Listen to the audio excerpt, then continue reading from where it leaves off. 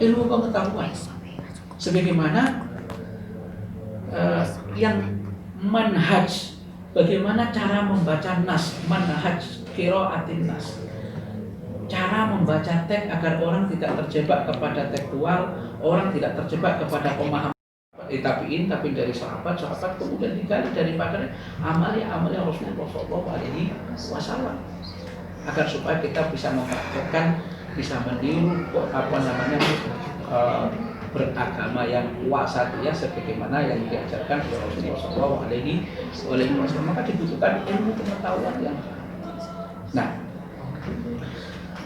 tantangan kita sekarang ini sebenarnya banyak dibutuhkan, tapi yang paling utama adalah ilmu pengetahuan yang punya sambungan kepada Rasulullah SAW. Karena bagaimanapun juga contoh wasati yang sempurna adalah Rasulullah SAW. Kemudian diajarkan oleh para sahabat, diterapkan oleh tabi'in, kemudian diteorisasikan.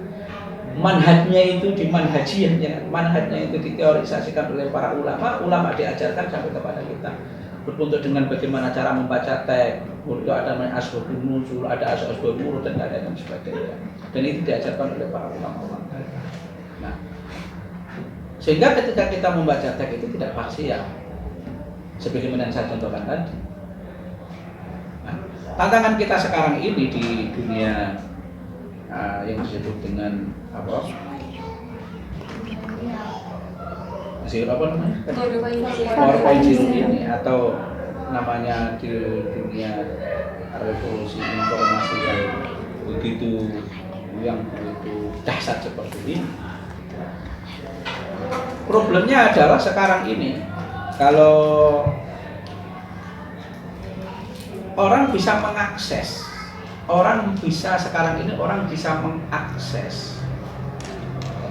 informasi di berbagai sumber dengan mudah.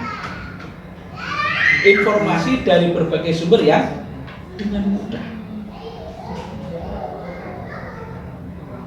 Ketika orang ini tidak mempunyai ilmu pengetahuan cara pembacaan teks, cara membaca konteks, dan lain-lain sebagainya, maka ini akan mudah orang akan menjadi, kalau tidak tekstual, ya literal, ini adalah kemudian yang akan menjadi halangan dari cara beragama wasatiyah ini yang paling penting. Orang sekarang ini dengan mudah mengambil fatwa dari berbagai orang, ustadz dari bagaimana. Sebagaimana kita ketahui bahwa dalam berfatwa itu fatwa itu ya kayak orang, fatwa itu seperti kayak orang minta fatwa. Itu sama dengan orang yang sakit pergi ke dokter.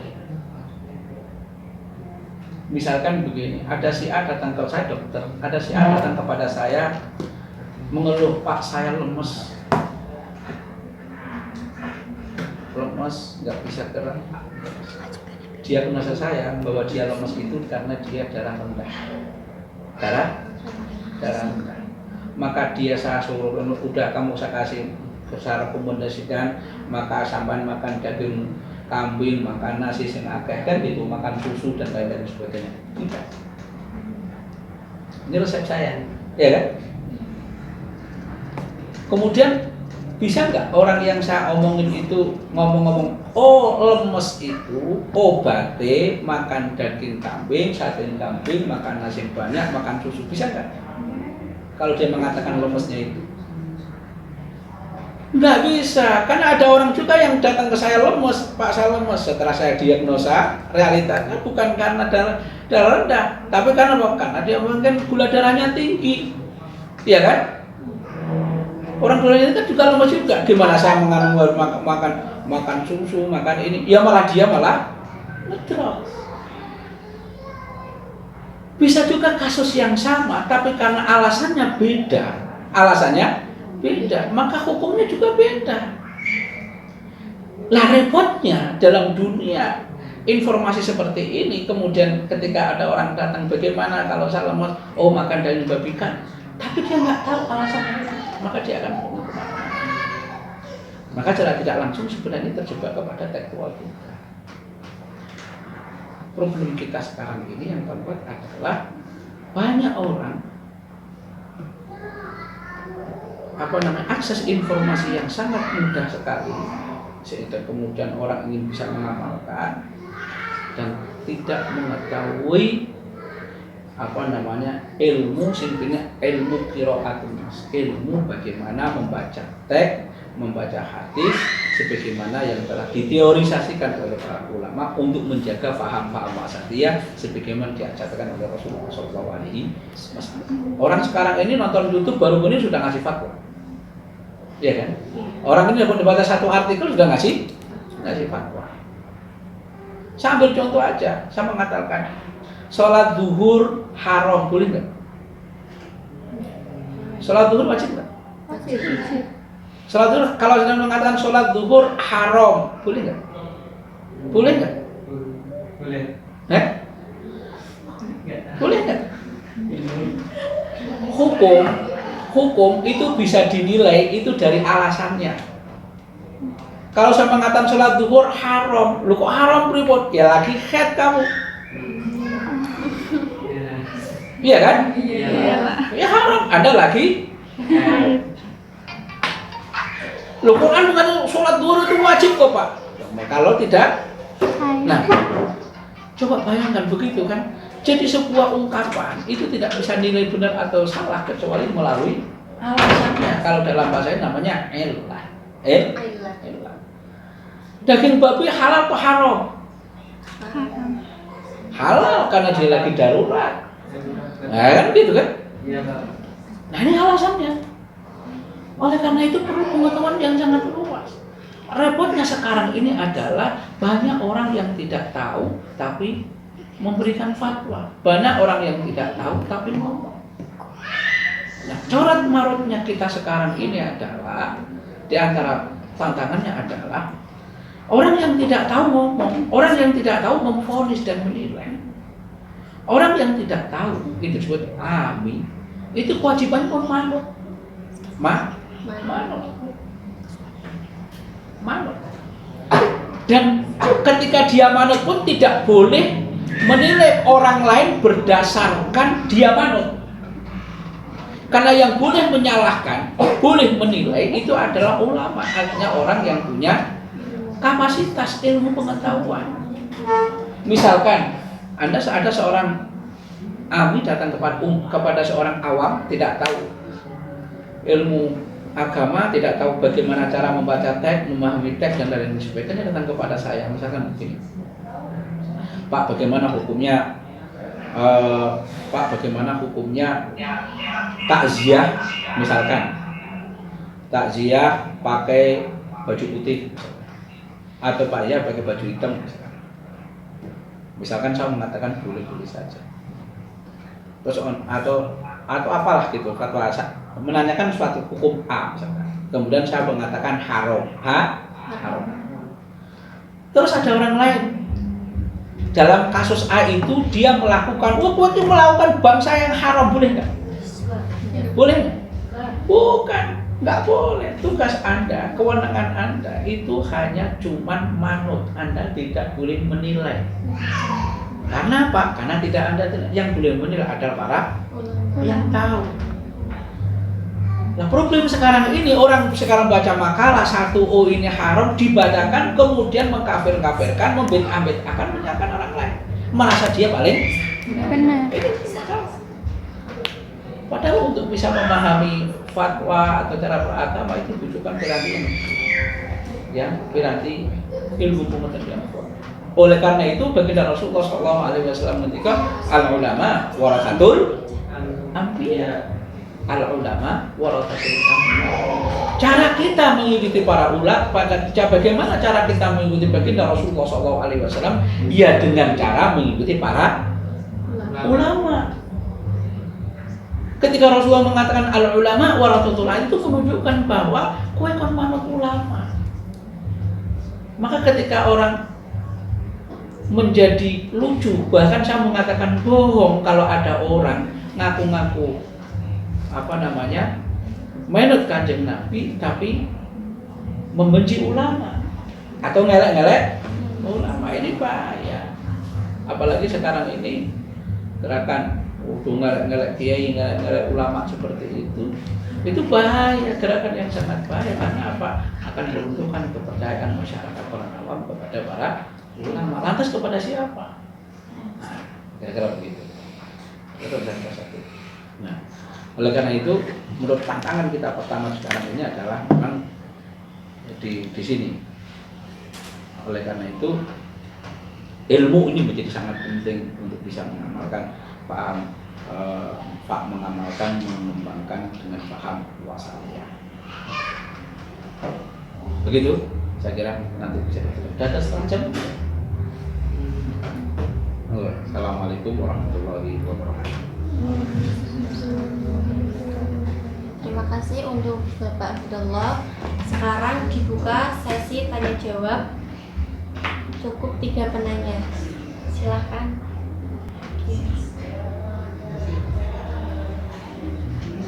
Saya mau bertanya Pak. Ya, silakan.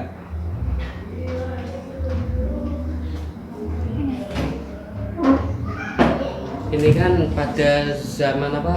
4.0 ini kan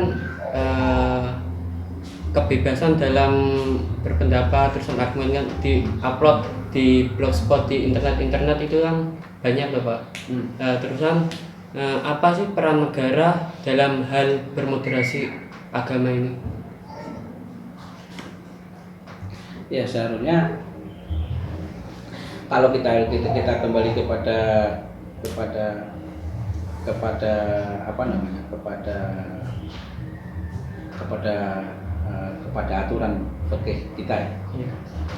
Ya, orang kalau kita kembali kepada fikih kita, orang yang tidak punya kemampuan untuk berpikir, tidak punya dalam arti istiqah, bekal untuk berbicara tentang agama, sebenarnya dia tidak layak, tidak boleh berbicara tentang agama. Contohnya begini, kalau saya menggambarkan orang berbicara tentang agama, saya pun kepada agama.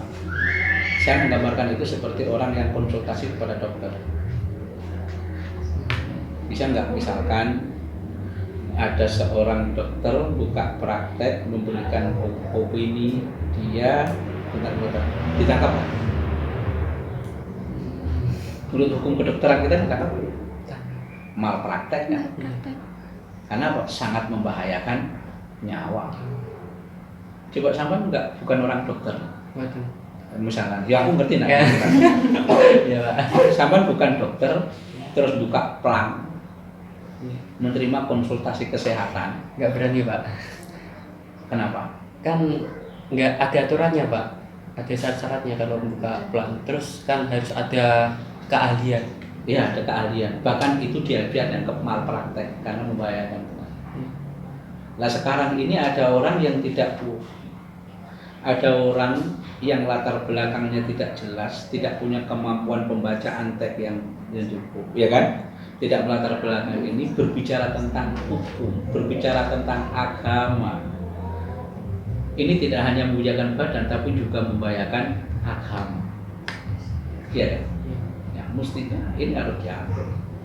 Bukan atas nama kebebasan beragama, kebebasan berpendapat. Kebebasan berpendapat itu harus ada batasan-batasannya. Ketika kebebasan beragama itu, kebebasan berbicara itu membahayakan orang lain, apakah itu sudah, kalau kebebasan beragama itu sudah akan membahayakan orang lain, apakah kebebasan Anda itu justru akan mengurangi kebebasan orang lain? Nah, sebenarnya peran negaranya harus hadir dan mengatur dalam hal yang semacam ini. Ya. Nah, ini belum ada aturannya. Kalau menurut saya harus diatur. Soalnya kan banyak pemuda-pemuda sekarang kan yang terpengaruhi lewat media sosial gitu Pak. Lah ya, yang tidak jelas, yang akhirnya kemudian menyalahkan sana menyalahkan sini, di mana dia tidak punya bekal untuk itu. Ya. Nah, di samping itu memang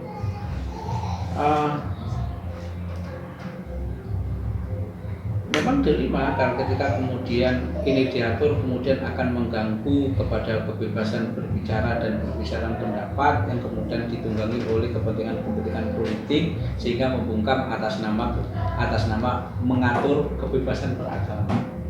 Ini kan menjadi sulit. Iya kan? Memang kekhawatiran kita begini.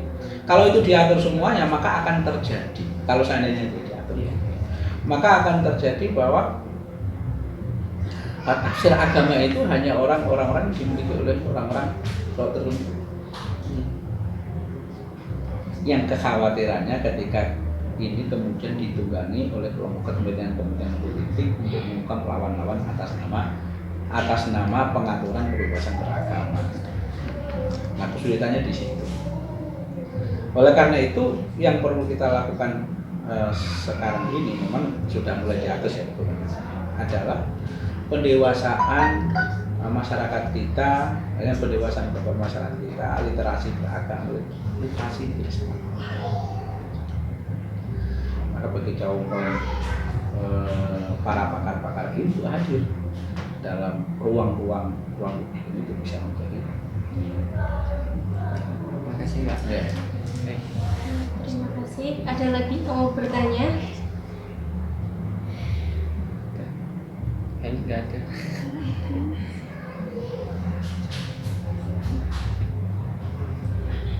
Ada pertanyaan? Nggak ada? Ada. Jadi,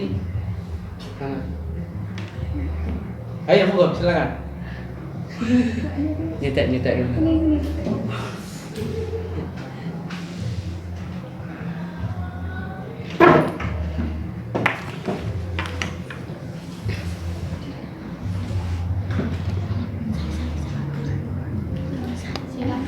Ya, terima kasih untuk Pak Moderator.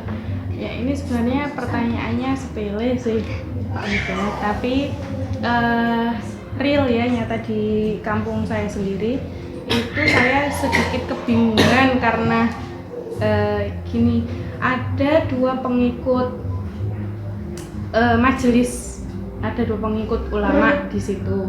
Nah, yang satu ulama A, yang satu ulama B. Nah, suatu ketika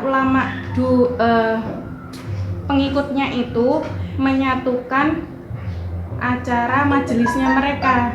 Jadi yang ulama A ikut majelisnya ulama B, yang ulama B ikut majelisnya ulama A gitu.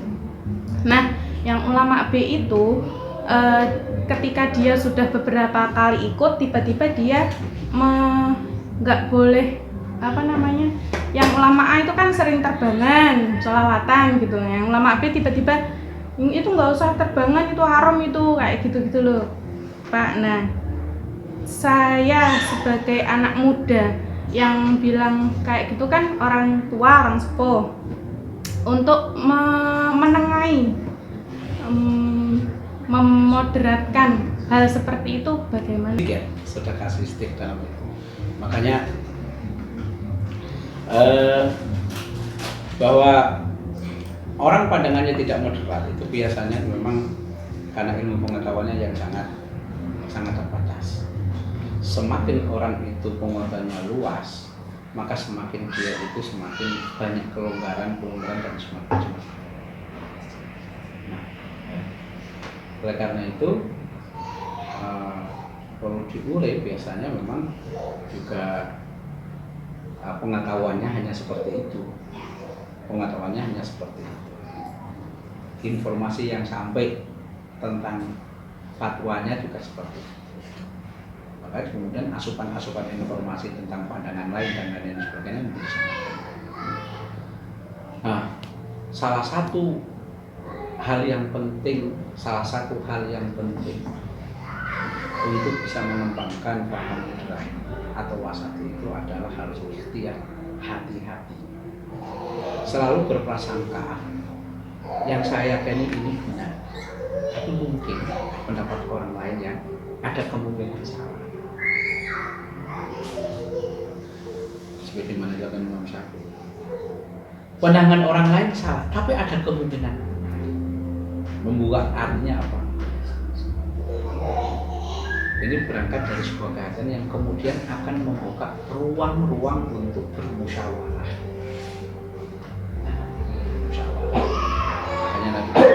wasyawirhum fil amri. Ora ono wong kok ngaku bener, wis ora mungkin salah kok gelem buka musyawarah. Ketika ada orang mau bermusyawarah itu berarti sebagaimana perintah Al-Qur'an wasyawirhum fil amri fa idza azamta fatawakkal. Itu menunjukkan bahwa kita harus hati-hati, ada kemungkinan bahwa kita potensi untuk salah, maka kita harus bermusyawarah. Ketika orang berangkat musyawarah itu bukan untuk bagaimana mengondisikan orang yang hadir itu ikut pendapatku, tapi dalam masing-masing yang datang di dalam musyawarah itu mencurigai pada dirinya, mungkin aku yang salah, maka apa dalil? Bukan begitu. Itu akan yang terjadi. Maka berangkat dari sikap kehati-hatian. Sikap hati-hati ini karena kesadaran diri dia sebagai manusia yang bisa punya potensi salah, punya potensi keliru, mungkin potensi keliru untuk mengambil pendapat kan banyak, mungkin metodologinya, mungkin datanya, mungkin dalam mengambil kesimpulannya. Kalau mungkin kesimpulannya benar, prakteknya juga mungkin yang salah. Oleh karena itu moderasi beragama itu harus bisa, tidak mengambilnya harus tidak hanya secara dohiriyah. Maka saya katakan moderasi beragama di dalam bidang tasawuf ini juga. Kita tidak dalam pengamal bidang tasawuf itu nggak mungkin orang akan bersikap moderat kalau dia itu masih belum punya sifat kehati-hatian.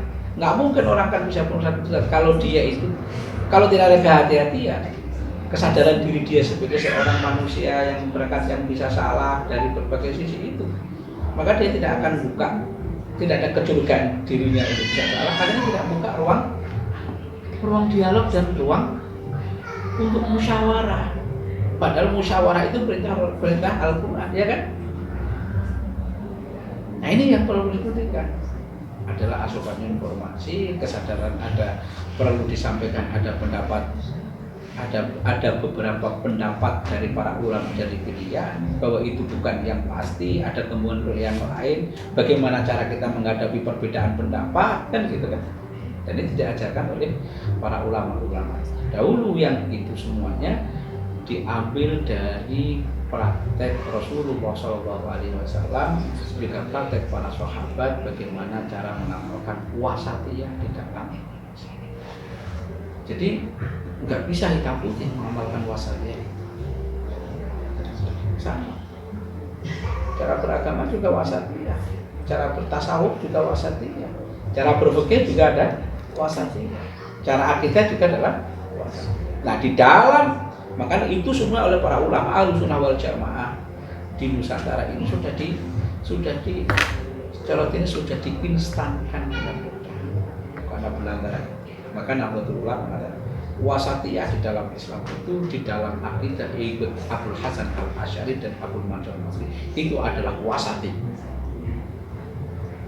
Di dalam berfikih amaliyah itu adalah ikut bermadhab salah satu, itu adalah wasati. Apakah selain itu wasati? Wallahu a'lam. Ini adalah wasati.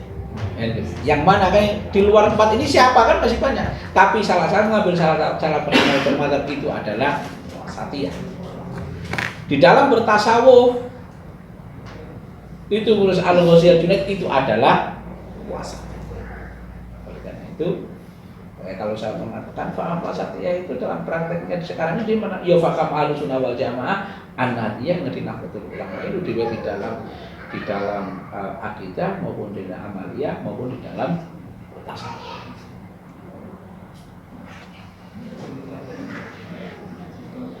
Bapak, ada lagi yang mau bertanya? Untuk para audiens dipersilakan kalau ada yang mau bertanya. Dari Mas Ahmad Saiful Anwar, dia bertanya, apa yang diajarkan oleh Rasulullah SAW andai beliau diturunkan saat ini ketika menghadapi masyarakat milenial yang penuh dengan pergumulan setek, kebudayaan yang paradok dan semuanya yang serba Islam seperti itu. Ya, Rasulullah sudah mengetahui itu bahwa besok pada umatnya akan seperti ini kan. Aku akan juga seperti ini. Maka sejak awal Rasul mengatakan, nanti kok al ulama warathatul anbiya itu. Rasulullah sudah sampaikan apa yang akan ketika seperti ini ya kita nggak bisa mengandai. Saya tidak mengerti apa yang akan dilakukan oleh Rasulullah SAW. Tapi yang jelas bahwa isyarat yang diberikan oleh Rasul ketika al ulama warathatul anbiya. Bagaimana cara membaca teks, cara memahami teks, bagaimana cara memahami memahami antara maslahah khosoh dengan masalah amah kan gitu, masalah pribadi dengan masalah umum, bagaimana cara berkepemimpinan dalam konteks kenegaraan, bagaimana cara mengelola keluarga, bagaimana cara bermasyarakat, bagaimana mengelola informasi idza ja'akum fasiqun fatabayyanu dan lain sebagainya. Itu semuanya adalah merupakan isyarat-isyarat yang diberikan oleh Rasulullah SAW yang cukup untuk bisa menghadapi pada zaman sekarang. Jelas al ulama warathatul, maka kembali kepada ahlinya, pada ulamanya. Ini penting.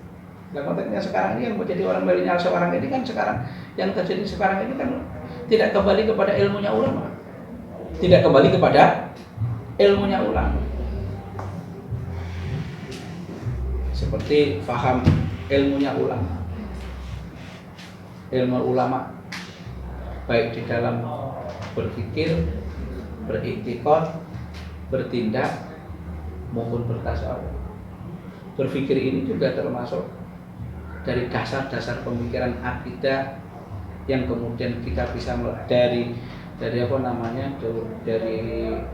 sebuah akidahnya yang kemudian akidah dibangun. Nah, dari sini adalah epistemologi, ilmu pengetahuannya dan lain sebagainya. Bagaimana kita memandang dunia, bagaimana kita menilai manusia, bagaimana kita menilai kehidupan ini, itu semua sudah diajarkan oleh Al-Quran. Bagaimana membangun peradaban, bagaimana menghadapi bentuk apa yang disebut dengan al-muskilatul hadharah, problem kebudayaan, itu sudah ada semuanya. Bagaimana para ulama dan menyelesaikan masalah ini, yang semuanya itu diambil dari ajaran Rasulullah SAW. Yang terjadi sekarang ini adalah apa? Yang terjadi sekarang ini apa itu? Orang yang tidak punya bidangnya ngomong, jadi orang yang tidak punya ngomong. Terus kemudian orang ingin menyebarkan sesuatu yang dia tidak tahu sendiri ini benar atau salah. Ini benar atau salah. Jangan sangka bahwa kalau dulu dalam Al-Quran mengatakan bahwa besok kita akan dimintai pertanggungjawaban oleh Allah atas apa yang dia ucapkan. Yang dia ucapkan itu termasuk misalnya diucapkan kita. Maka kemudian orang akan menjadi bertanggung jawab di dalam ketika ngomong. Jelas ya pertanyaan?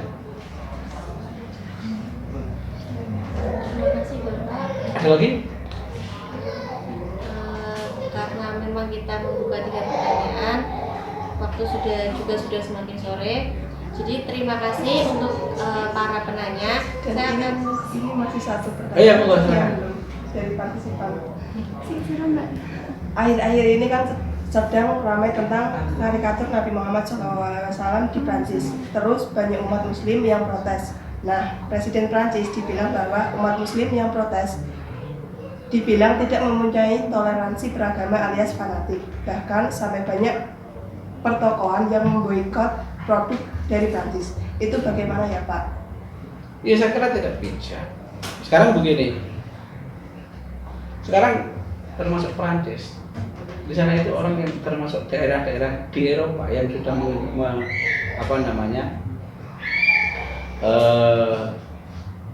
memperbolehkan yang namanya LGBT. LGBT Prancis. Iya. Kalau Anda di Eropa yang di negara LGBT, kok Anda mengecam LGBT, ngerang LGBT, Anda bisa dihukum. Hukuman secara sosial dan lain sebagainya. Iya kan? Artinya apa? Anda tidak menghormati. Ya kan? Nah sekarang ini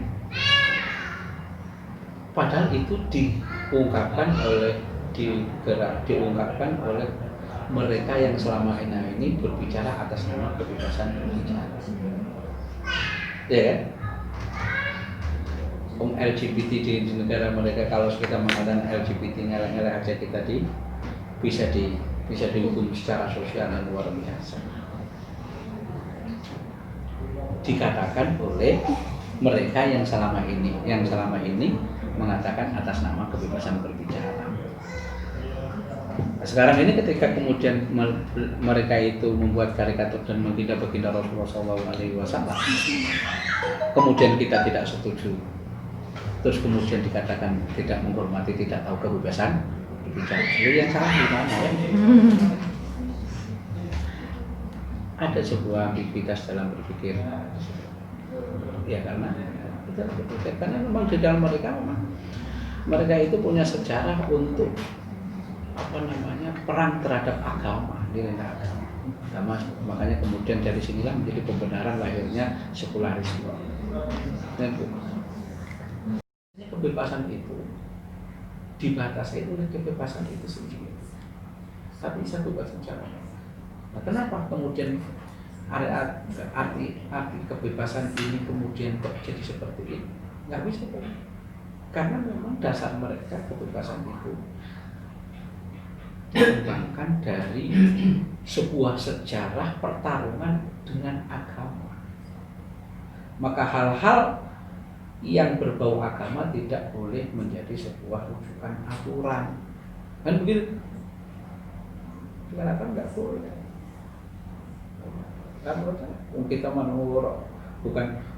Kita bukan menganut ideologi atau tidak menyembah kebebasan. Ya kalau kita mau memberikan kebebasan atau toleransi itu bukan berarti kita itu menyembah dan kebebasan. Tapi kalau mengagungkan itu karena ideologi kita ajaran kita itu mengajarkan sebuah kebebasan di dalam tahap-tahap tertentu. Kan gitu. Tidak bisa diterima atas nama kebebasan. Tapi di sini saya melihatkan paradoks mereka itu tadi. Kenapa? Atas nama, kok Anda mengatakan atas nama kebebasan kemudian mencaci maki orang umat Islam yang tidak terima terhadap karikatur baginda Rasulullah itu yang menghina itu, kita dituduh tidak paham arti kebebasan berbicara. Tapi di sisi lain ketika mereka melegalkan LGBT, kemudian ada orang ngelak LGBT atau mencela LGBT, mereka tidak terima, bahkan memberikan sanksi yang luar biasa. Berarti ada pemikiran yang paradoks, ya kan?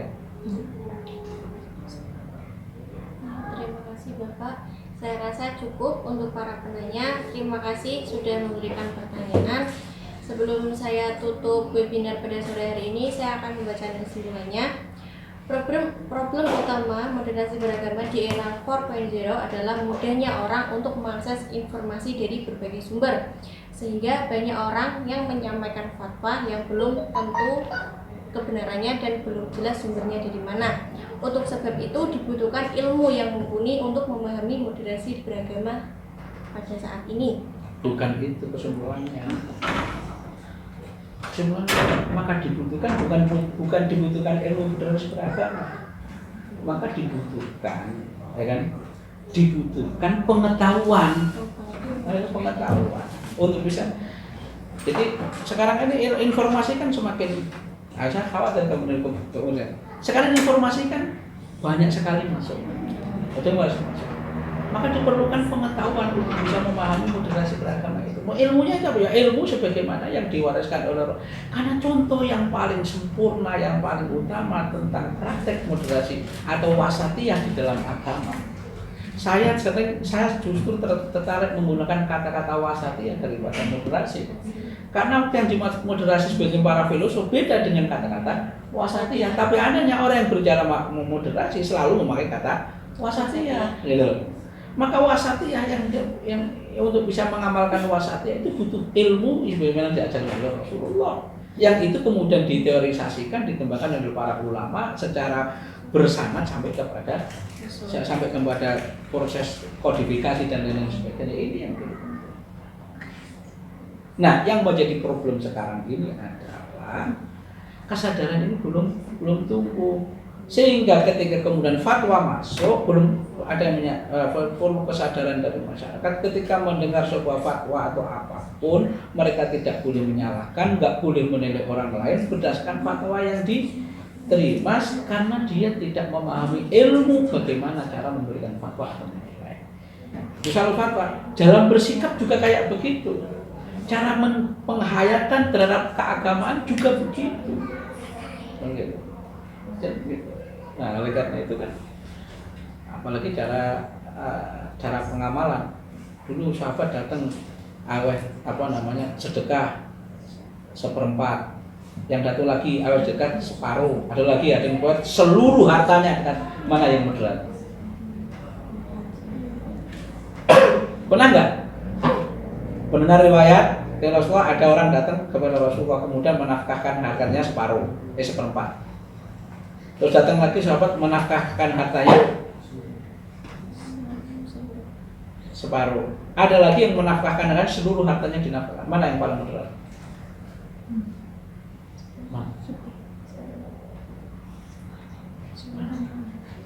Kalau ada mana yang paling moderat? Moderat itu dalam hal ini bukan pada jumlah separuh, 1/4 dan seperempat, tapi juga tergantung kepada kualitas dirinya, iya kan? Ah, itu yang penting cara pengelolaan. Nah, ini menjadi ini ilmunya sangat panjang, ilmunya sangat luas. Maka yang perlu dilakukan adalah kembali kepada ulama, kembali kepada ilmu ulama. Ini jadi penting. Maka jangan cari celah kepada sedikit pun kepada kelompok-kelompok, ruang kepada sedikit pun kepada informasi maupun kelompok yang akan menjauhkan umat ini dari para kiai dengan para ulama. Ini maka dekatkan para ulama itu kepada pada masyarakat ini, kembalikan kepada kepada al ulama warathul anbiya dewi Rasulullah SAW. Dari situlah kemudian akan melahirkan paham-paham moderasi itu akan bisa bukan hanya paham, moderasi fahamnya, amaliyahnya, kan bicara berakidahnya, juga cara penghayatan keagamaannya. Nah, itu